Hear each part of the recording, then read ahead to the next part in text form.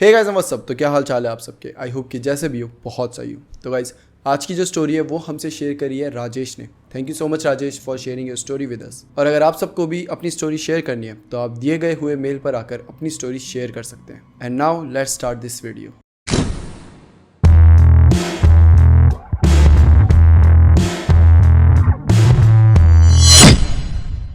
राजेश जो कि recently BTech graduate हुआ था। ये स्टोरी राजेश और उसके बेस्ट फ्रेंड कार्तिक की है। कार्तिक जिसका कैरेक्टर थोड़ा सा डेयरिंग टाइप का है, मतलब कि वो ऐसे अंधविश्वास इन सब को बिल्कुल नहीं मानता है और जो चीज़ें करने को मना करी जाए उसको वही चीज़ें करने में मज़ा आता है। कार्तिक को म्यूज़िक से बहुत ज़्यादा लगाव है। लिटरली वो हर वक्त म्यूज़िक सुनता रहता है। उसे नॉनवेज खाना बहुत पसंद है। दिन में एक टाइम तो उसको नॉनवेज चाहिए ही चाहिए। कॉलेज के टाइम में इन दोनों ने पढ़ाई में कुछ ज़्यादा फोकस किया नहीं था। 2 साल इन्होंने ऐसे ही हंसी मजाक में ही उड़ा दिए थे। इन दोनों को ट्रैकिंग करने की बहुत आदत थी। कभी कभी ये जहाँ रहते थे उसके पास में कुछ माउंटेन्स थे तो वहाँ पे चले जाया करते थे ट्रैकिंग करने के लिए। देखते देखते 3rd ईयर आ चुका था। 3rd ईयर के आते आते इन दोनों को एहसास हुआ कि रिस्पॉन्सिबिलिटी नाम की भी चीज़ होती है।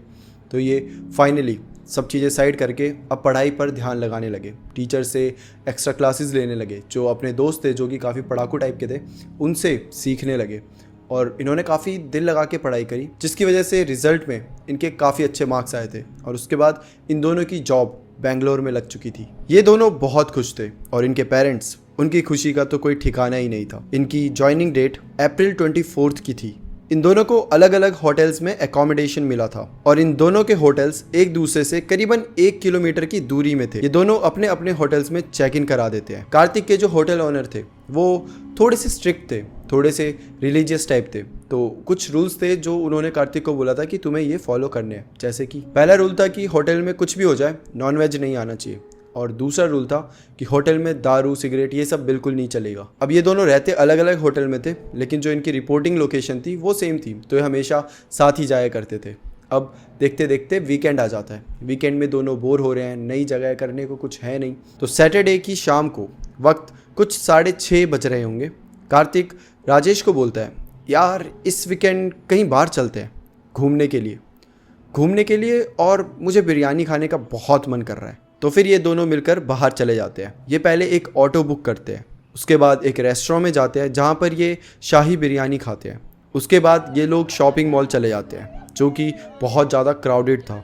कार्तिक उस मॉल में भी म्यूज़िक ही सुन रहा होता है। कार्तिक ने मॉल से कुछ परफ्यूम भी खरीदे होते हैं जो कि उसने अपने पर ट्राई भी करे होते हैं। मतलब कि जब आप परफ्यूम खरीदने जाते हो तो बहुत सारे परफ्यूम रहते हैं तो फिर आप ट्राई कर करके देखते हो। वैसे ही कार्तिक ने भी बहुत परफ्यूम खुद पे छिड़क दिया था, उससे बहुत स्ट्रॉन्ग स्मेल आ रही थी। और जो राजेश होता है वो नॉर्मली फेस वॉश या वहाँ की चीज़ें खरीद के अब ये दोनों मॉल से बाहर आ जाते हैं। अब देखते देखते रात के 11:30 बज चुके थे। कार्तिक अपने फ़ोन में इतना म्यूज़िक सुन चुका था कि उसका फ़ोन डेड हो गया था, कोई चार्जिंग नहीं थी उसके फ़ोन में। अब ये लोग आ रहे हैं अपने होटल की तरफ और कार्तिक बीच में ही एक चिकन शॉप होती है वहाँ से थोड़ा सा चिकन खरीद लेता है। जब राजेश कार्तिक से पूछता है कि तेरे होटल में तो ये सब अलाउड नहीं है ना, तो कार्तिक बोलता है किसी को कुछ पता नहीं चलेगा, मैं पैक करा के रूम में ले जाऊंगा और वहाँ पे आराम से खा लूँगा। अब सारी शॉपिंग डिनर सब कुछ करने के बाद ये लोग वापस आने के लिए ओला पर ऑटो बुक करते हैं, लेकिन किसी ने भी इनकी रेट को एक्सेप्ट नहीं करा होता है। जब ये लोग गूगल मैप्स में जाकर चेक करते हैं तो इनको पता चलता है कि इनकी डेस्टिनेशन सिर्फ 3 किलोमीटर दूरी पर है। अब इन दोनों को रास्ता तो नहीं पता था बट गूगल मैप को फॉलो करते करते ये लोग सोचते हैं कि क्यों ना हम पैदल ही चल पड़ते हैं। इनको ऐसे चलने में कोई ज़्यादा दिक्कत थी नहीं, ये दोनों वैसे भी ट्रैकिंग करते थे तो 3 किलोमीटर इनके लिए नॉर्मल था। तो अब ये लोग पैदल ही चल पड़ते हैं। अब ये लोग चलते चलते एक ऐसे रास्ते में आ गए थे जो कि एकदम सुनसान था, आसपास कोई भी नहीं था। अब ये धीरे धीरे चल रहे हैं कि तभी इनके सामने एक आदमी आ जाता है जिसने काफ़ी ज़्यादा पी रखी थी और वो कन्नड़ा में कुछ तो बोल रहा था। इनको वो क्या बोल रहा है वो तो बिल्कुल समझ नहीं आ पा रहा था बट उसके इशारों से इतना समझ आ गया था कि वो इनको वहाँ से जाने के लिए कह रहा था। वो कह रहा था कि यहाँ से बस चले जाओ, यहाँ मत आओ। उसके इशारों से इतना तो इन्हें समझ आ गया था। अब राजेश थोड़ा सा डर जाता है तो वो कार्तिक को बोलता है क्यों ना हम कहीं और से चलें, जिस पे कार्तिक हंसने लग जाता है और बोलता है कि अबे तू इतनी सी बातों में डर गया, थोड़ा सा अंधेरा क्या हुआ, तेरी तो फट गई। एक काम कर तू चला जा, मैं अकेले ही चले जाऊंगा, तू ना फट्टू ही रही हो। ऐसे करके वो राजेश को ऐसे ही थोड़े से टॉन्ट मारता है। तो राजेश भी बोल देता है कि अरे मेरे को कोई डर वर नहीं लग रहा, वो तो मैं बस ऐसे ही बोल दिया, छोड़ चल हम चलते हैं इसी रास्ते से। और ये दोनों अब आगे चल पड़ते हैं। अब रास्ता सिर्फ 1.5 किलोमीटर दूर था ये लोग एक ऐसी लोकेशन में आ गए थे जहाँ कोई लाइट तक नहीं थी। मतलब इनको वहाँ पर कुछ भी नहीं दिखाई दे रहा था, इतना सुनसान और इतना अंधेरा था वहाँ पर। राजेश ने अपने फ़ोन की टॉर्च भी ऑन करी थी और गूगल मैप्स को फॉलो करते करते चुपचाप ये बस चले जा रहे थे। अब ये जब चलने लगे तो अचानक से इनका नेटवर्क वहाँ से चला गया। अब राजेश कैसे तो करके रीलोड करे जा रहा है कि तभी कार्तिक को थोड़ा सा वॉशरूम यूज़ करना था, तो थोड़ी सी ऐसे साइड में चला जाता है और वहीं पे ही करने लग जाता है। अब थोड़ी देर में ही कार्तिक चिल्लाकर बोलता है कि अबे यहाँ आकर देख देख मेरे जूते के नीचे क्या है। राजेश जाता है कि क्या है भाई। वो अपनी फ्लैश ऑन करता है और देखता है तो वो ऐसे एकदम 2 कदम पीछे आ जाता है, क्योंकि कार्तिक के पैर के नीचे एक नींबू था, वो भी कटा हुआ। अब राजेश जब नीचे अच्छे से देखता है तो वो देखता है कि कार्तिक के आसपास कुछ रंगोली बनी है, ऐसे गोल सा बना हुआ है, उसमें कुछ चीज़ें लिखी हुई है और कार्तिक जस्ट उसके बीच में खड़ा हुआ है। और जो वो रंगोली थी उसके आसपास कुछ कुमकुम था, कुछ चूड़ियाँ थी और कुछ हड्डियाँ भी थी। ये देखकर राजेश बहुत ज़्यादा डर जाता है। राजेश कार्तिक का हाथ पकड़कर उसको दूर खींचता है, जिस पे राजेश बोलता है कि भाई यार ये क्या हो गया, ये कौन सी मुसीबत है। जिस पर कार्तिक फिर से बोलता है कि अबे मुझे इन सब पे कोई भरोसा नहीं है, तू पता नहीं कौन से ज़माने में जी रहा है और क्या सब तू सोचता है। अब हम न्यू जनरेशन है, ओके, ये सब फालतू की चीज़ों में ना भरोसा मत किया कर, ये सिर्फ डराने के लिए अच्छी है, दैट्स इट। और उसके बाद ये दोनों फिर से गूगल मैप फॉलो करते करते आगे चल पड़ते हैं। अब ये दोनों चलते जा रहे हैं। धीरे धीरे ये दोनों वीक फील करने लग गए थे, क्योंकि काफ़ी टाइम से चल भी रहे थे। अब कुछ ही देर में ये दोनों वापस मेन रोड पर आ जाते हैं। राजेश का होटल नज़दीक ही था और कार्तिक का वहाँ से 1 किलोमीटर दूर था। राजेश अपने होटल में चला जाता है, वहाँ पे चेक इन करता है। उस समय टाइम कुछ 12:30 हो रहे थे। कुछ देर में राजेश को कार्तिक की कॉल आती है और कार्तिक राजेश को बताता है कि वो भी अब आराम से होटल पहुंच चुका है। अब राजेश नॉर्मली सोने चले जाता है। राजेश जब सो रहा होता है तो उसको एक अजीब सा सपना आता है। राजेश को सपने में दिखता है कि कार्तिक आग में झुलस रहा है और वो पूरी तरीके से जल चुका है। ऐसा देखते ही राजेश एकदम से उठ जाता है। जब उठता है तो देखता है कि अगला दिन हो चुका है, सुबह के 8 बज रहे होते हैं। अब राजेश नॉर्मली उठ गया है, उसको लगा है कि ठीक है ये एक बुरा सपना था, कुछ नहीं। अब वो नॉर्मली फ्रेशन अप होने के लिए गया। जब वो जाता है तो मिरर में खुद को देखता है और जब शीशे में वो खुद को देखता है वो एकदम डर जाता है, क्योंकि उसकी आंखें एकदम लाल हो गई होती है। राजेश जल्दी से फेस वॉश करता है और उसके बाद नज़दीकी मेडिकल स्टोर में जाके कुछ दवाइयाँ ले लेता है। राजेश की बॉडी से भी कुछ एक अलग किस्म की स्मेल आ रही थी, जैसे कि कोई सड़ा हुआ मीट हो, उससे कैसी स्मेल आती है, सेम वैसी स्मेल राजेश की बॉडी से आ रही थी। अब राजेश वापस रूम में आता है और उसके बाद जो उसने आई ड्रॉप खरीदी होती है वो यूज़ करता है अपनी आंखों में डालकर, थोड़ी देर और सो जाता है। अब सुबह के 10 बज गए थे। अब वो कार्तिक को कॉल करता है कि ठीक है आज संडे है, कुछ घूम फिर लेते हैं, कुछ प्लान बनाते हैं। तो वो कार्तिक को कॉल करता है, बट कार्तिक कॉल नहीं उठाता। राजेश करीबन 5 से 10 बार कार्तिक को कॉल करता है, बट स्टिल कार्तिक की साइड से कोई जवाब नहीं था। ऐसा कार्तिक ने कभी नहीं किया था। अगर वो कभी बिजी भी होता था तो मैसेज करके बता देता था। राजेश को लगता है कि कार्तिक अभी भी सो रहा होगा, तो वो अब कॉल नहीं करता, वो नॉर्मली अपना कुछ काम करने लग जाता है। आधा पौना घंटा बीत जाता है और फिर कार्तिक की राजेश को कॉल आती है। जब कॉल आती है तो राजेश कॉल उठाता है तो कार्तिक बोलता है कि जल्दी यहाँ आ जा यार, तू जल्दी आ जा, मुझे कुछ ठीक नहीं लग रहा। ये सुनते ही राजेश तुरंत कार्तिक के होटल की तरफ निकल पड़ता है। करीबन 11:30 बजे तक राजेश कार्तिक के होटल में पहुंच जाता है। रिसेप्शनिस्ट को अपनी डिटेल्स देता है और सीधा कार्तिक के रूम में चला जाता है। अब जब राजेश कार्तिक के रूम में जाता है तो वो देखता है कि उसके रूम में से भी बहुत गंदी स्मेल आ रही होती है, वही सड़े हुए मीट की। और जो कार्तिक होता है वो एक कोने में पड़ा हुआ होता है। उसके बाल आधे गायब होते हैं, जैसे कि उसने ट्रिमर से अपने बाल पूरे ट्रिम कर दिए हो, और उसके बाल एक रूम के कोने में पड़े हुए होते हैं। कार्तिक बहुत ज़्यादा वीक होता है, वो उठ भी नहीं पा रहा। राजेश कैसे तो जाके कार्तिक को बेड पे बिठाता है और वो देखता है कि कार्तिक की भी आंखें एकदम लाल है। और इतना ही नहीं, जो चिकन कल रात को कार्तिक ने खरीदा था वो चिकन उसके पूरे रूम में बिखरा पड़ा था। राजेश को कुछ समझ नहीं आ रहा, कार्तिक की ऐसी हालत उसने अब से पहले कभी नहीं देखी थी। राजेश बहुत ज़्यादा डर चुका था। एक अनजान सिटी में राजेश का दोस्त ऐसी हालत में था। राजेश को समझ नहीं आ रहा था कि वो मदद भी मांगे तो किससे। राजेश सीधा जाता है और रिसेप्शनिस्ट को अपने साथ ऊपर लेकर आ जाता है। कार्तिक की हालत देखकर वो रिसेप्शनिस्ट भी बहुत परेशान हो जाती है। जब उसने रूम को देखा तो वो उल्टा राजेश पर ही चिल्लाने लगी। वो बोलती है कि यहाँ पर नॉनवेज लाना बिल्कुल अलाउड नहीं है, तो ये सब क्या है? मैंने तुम्हें पहले दिन बताया था ना कि ये सब यहाँ पर अलाउड नहीं है। जिस पे राजेश उस रिसेप्शनिस्ट को बोलता है कि हाँ ठीक है, वो सब छोड़ो, हम आगे से नहीं करेंगे, बट तुम कार्तिक को देखो, यहाँ पे मेरे दोस्त की ये हालत है और आपको इस टाइम नॉनवेज की पड़ी हुई है। अब रिसेप्शनिस्ट और राजेश मिलकर कार्तिक को जो बगल वाला क्लिनिक होता है उधर ले जाते हैं। जब वहाँ लेकर जाते हैं, डॉक्टर पूरा उसे चेक करते हैं, तो डॉक्टर बताते हैं कि ज़्यादा डरने की ज़रूरत नहीं है, ये फूड पॉइजनिंग है, कुछ उल्टा सीधा खा लिया था उसकी वजह से ऐसा हो गया। तो वो कुछ दवाइयाँ दे देते हैं एंड कार्तिक को राजेश वापस अब उसके रूम में लेकर आ गया है। अब राजेश बाहर जाकर लंच खरीदता है और वो कार्तिक के लिए ले आता है। मतलब कार्तिक तो अभी रूम में ही है, तो वही अकेला बाहर गया, लंच खरीद के वापस रूम में आ गया और कार्तिक को दे रहा है कि तू कुछ खा ले, तू बहुत वीक लग रहा है और खाने के बाद दवाई खा लियो। जब वो खाना स्टार्ट करते हैं तो राजेश नोटिस करता है कि कार्तिक लेफ्ट हैंड से खाना खा रहा है और वो भी बड़ी गंदी तरीके से, सीधा ऐसे ऐसे करके खा रहा है, मतलब एकदम ही गंदी तरीके से। राजेश बड़ा हैरान होता है क्योंकि कार्तिक तो राइट हैंड से खाता था, लेफ्ट हैंड तो उसने कभी ऐसे यूज़ ही नहीं करा खाने के टाइम, तो एकदम से कैसे? और जिस तरीके से वो खा रहा था वो भी बहुत अजीब था। अब राजेश कार्तिक को बोलता है कि आराम से खा, तुझे ऐसे कोई जल्दी नहीं है, कोई नहीं ले जा रहा तेरा खाना, आराम से खा। बस इतना सा बोलने पर कार्तिक तो एकदम आग बबूला हो जाता है, वो एकदम गुस्से में आ जाता है।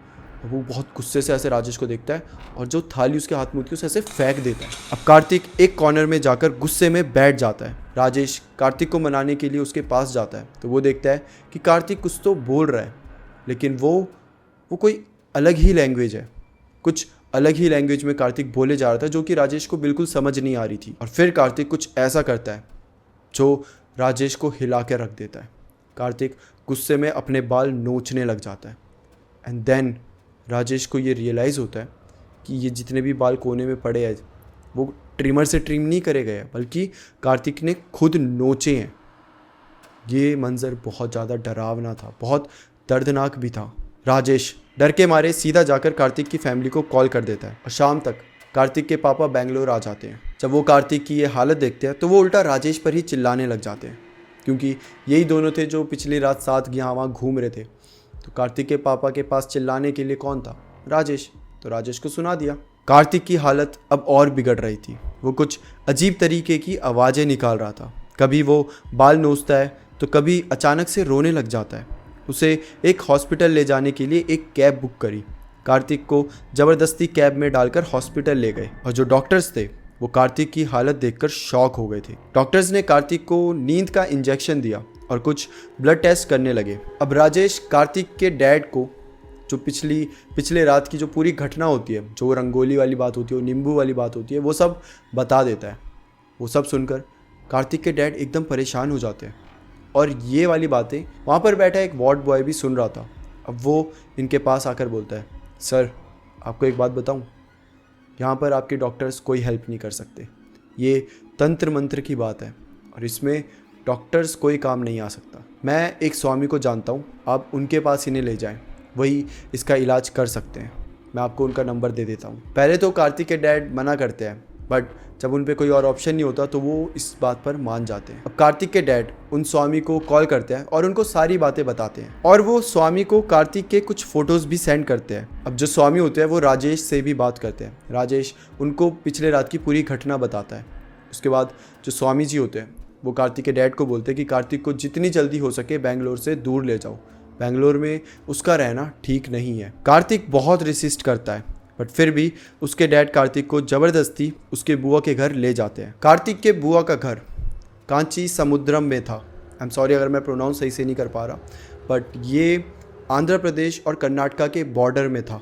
मंडे की मॉर्निंग हो जाती है, सुबह के 3 बज रहे होते हैं। अब राजेश, कार्तिक और कार्तिक के डैड बुआ जी के घर पहुंच जाते हैं और जब ये उनके घर में एंटर करते हैं तो जब बुआ कार्तिक की हालत देखती है तो बुआ भी राजेश को डांटने लग जाती है, क्योंकि ऑब्वियसली बेस्ट फ्रेंड तो होते ही इसलिए ताकि एक बेस्ट फ्रेंड की गलती दूसरे पे डाल दी जाए, और यही राजेश के साथ होता है। बुआ के सुनाने के बाद कार्तिक के जो डैड होते हैं वो बुआ को समझाते हैं कि असल में क्या क्या हुआ था, और फिर ठीक है थोड़ा बहुत यहाँ वहाँ की टॉन्ट वॉन्ट मारने के बाद बुआ भी अब नॉर्मल हो गई है। अब बुआ के घर में स्वामी जी भी आ जाते हैं। जब वो आते हैं तो कार्तिक की हालत को देखकर थोड़े से चिंतित हो जाते हैं। उनकी शक्ल में टेंशन दिख रही थी।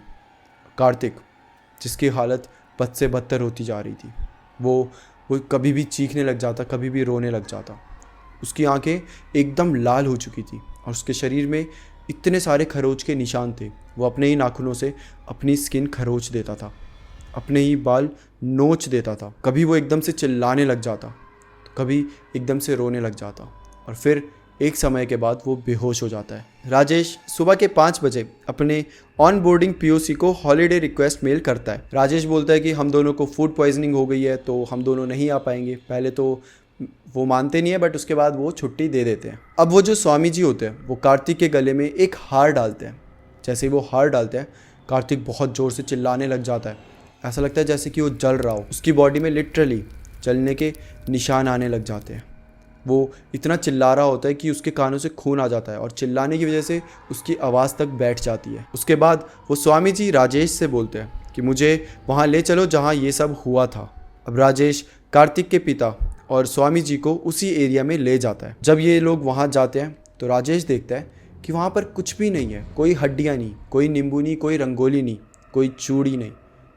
राजेश हैरान था, बट ठीक है, समझ आता है क्योंकि एक दिन पहले वहाँ पर बारिश हुई थी तो शायद वो सब धुल गया हो। ऑल्दो वहाँ पर ये सब नहीं था, बट स्वामी जी को वहाँ पर वो महसूस हो रहा था। वो नेगेटिव एनर्जीज स्वामी को समझ आ रही थी जो भी वहाँ पर थी, तो उन्हें पता चल चुका था कि यहाँ पे क्या है क्या नहीं। तो राजेश को ऐसे ज़्यादा एक्सप्लेन करने की ज़रूरत नहीं पड़ी। अब स्वामी जी बताते हैं कि इस जगह पर किसी ने तांत्रिक पूजा करी थी और कार्तिक यहाँ पर जब आया था वो फंस गया था। राजेश पूछता है कि सिर्फ कार्तिक ही क्यों, मैं भी तो साथ में ही था ना उसके, तो मेरे को क्यों नहीं कुछ हुआ। इस पर जो स्वामी जी होते हैं वो बताते हैं कि नींबू के ऊपर कार्तिक का पैर पड़ा था। मीट, वो जो चिकन था वो कार्तिक के पास था और कार्तिक ने बहुत सारे परफ्यूम यूज़ करे थे, जिसकी वजह से नेगेटिव एनर्जीज कार्तिक पे बहुत आसानी से अट्रैक्ट हो चुकी थी और उससे एकदम चिपक गई थी। स्वामी जी जब सब कुछ वहाँ देख लेते हैं तो उसके बाद अब वापस जाने का समय आ जाता है। जब ये सब वापस जाने लगते हैं तो कार्तिक के जो डैड होते हैं वो राजेश को बोलते हैं कि एक काम करो, तुम आराम से अपने होटल में चले जाओ, तुम कहाँ वापस वहाँ जाओगे और फिर वापस यहाँ आओगे, तुम्हारी जॉब भी है तो तुम भी थोड़ा रेस्ट कर लो। और राजेश बोलता है हाँ ये सही रहेगा, अब क्या मैं यहाँ वहाँ करता रहूँगा। तो राजेश अब अपने होटल में चला जाता है। जब राजेश जा रहा होता है तो स्वामी जी राजेश को एक लॉकेट दे देते हैं और बोलते हैं कि इसे कभी मत उतारना। राजेश वापस से अपने एकोमोडेशन रूम चला जाता है। अब नेक्स्ट डे राजेश ऑफिस जा रहा होता है, तब उसे कार्तिक के डैड की कॉल आती है। कार्तिक के डैड राजेश को बताते हैं कि तांत्रिक पूजा थी जिसमें कार्तिक फंस चुका था, उससे बचने के लिए स्वामी जी ने एक पूजा रखी है। ये पूजा 3 दिन की होगी और उस 3 दिन के बाद कार्तिक ठीक हो जाएगा। ऑल्दो कार्तिक की हेल्थ अब सही होने लग रही है, वो रिकवर हो रहा है। कार्तिक के डैड ने बोला था कि 3 दिन में कार्तिक ठीक हो जाएगा, बट उसे रिकवर होते होते 2 हफ्ते लग जाते हैं। 2 हफ्ते बाद कार्तिक और उसके डैड बेंगलोर आते हैं, ऑफिस में जाते हैं और ऑफिस में जो ऑफिशियल्स होते हैं उनसे रिक्वेस्ट करते हैं कि उसकी ट्रांसफ़र कर दी जाए, मतलब बेंगलोर से कहीं और कर दिया जाए। तो जो ऑफिस है उसकी ब्रांचेस थोड़ी यहाँ वहाँ, मतलब हैदराबाद में, दिल्ली में, ऐसी अलग अलग जगह भी थी। तो वो कह रहे थे कि बेंगलोर छोड़ के आप कहीं पे भी करवा दो। जो ऑफिशियल्स थे वो क्लियरली मना कर रहे थे कि नहीं हम ऐसा नहीं कर सकते। बट काफ़ी ज़्यादा रिक्वेस्ट करने के बाद और जो ऑफिशियल्स थे उनको ये सारी चीज़ें बताने के बाद जो कार्तिक के साथ हुआ, जो ऑफिशियल्स होते हैं वो मान जाते हैं और इन दोनों की, कार्तिक और राजेश की, ऑफिस चेंज करके, मतलब बेंगलोर वाला ऑफिस चेंज करके हैदराबाद के ऑफिस में भेज देते हैं। तो मतलब कि अब ये दोनों हैदराबाद में शिफ्ट हो गए हैं। अब इनकी जो न्यू ज्वाइनिंग डेट है वो अक्टूबर की है और क्योंकि वही है, यहाँ से वहाँ शिफ्ट करने में टाइम तो लगता ही है और कार्तिक को भी थोड़ा टाइम चाहिए था। ये तो अच्छे लोग हैं कि मतलब उनके सीनियर्स अच्छे थे, उनके जो मैनेजर्स थे वो अच्छे थे, तो समझे इस बात को, वरना तो आजकल के टाइम में तो लोग सीधा जॉब से ही निकालते हैं। अब ये दोनों अक्टूबर में हैदराबाद में शिफ्ट हो जाएंगे और कार्तिक अब धीरे धीरे रिकवर हो रहा है, काफ़ी हद तक रिकवर हो चुका है और जो राजेश है वो भी इस सदमे से बाहर आ रहा है। हम सब जब बेंगलोर का नाम सुनते हैं तो हमें करियर, डेवलपमेंट, फ्यूचर, जॉब, ये सब ही दिमाग में आता है। बट राजेश जब भी बेंगलोर का नाम सुनता है तो उसको ये घटना याद आती है जिसे भूल पाना काफ़ी मुश्किल है। लेकिन राजेश का बोलना है कि राजेश और कार्तिक कोशिश करेंगे कि वो इस घटना से मूव ऑन कर पाए। ये दोनों हैदराबाद वाली जॉब को लेकर एक्साइटेड है, नए लोगों से मिलना, नई जगह जाना, नई जगह एक्सप्लोर करना। बट साथ में अब इनके अंदर कहीं ना कहीं एक डर भी बैठ चुका है, नई जगह जाने का, नए लोगों से मिलने का और नई जगह एक्सप्लोर करने का। So that's it for today guys. ये थी राजेश की स्टोरी। अगर आप सबको स्टोरी पसंद आई है तो आप लाइक, शेयर, सब्सक्राइब, आपको पता है आप कर सकते हैं, आप सब्सक्राइब ज़रूर करना क्योंकि हम 300K के क्लोज है, हमने 250 जस्ट क्रॉस करा है। तो थैंक यू सो मच जिसने भी सब्सक्राइब करा है, थैंक यू सो मच। और अगर आपने सब्सक्राइब नहीं करा है तो आप प्लीज़ सब्सक्राइब कर सकते हो। So that's it for today. फिर मिलते हैं हम किसी और टॉपिक के साथ। तब तक के लिए bye bye and take care.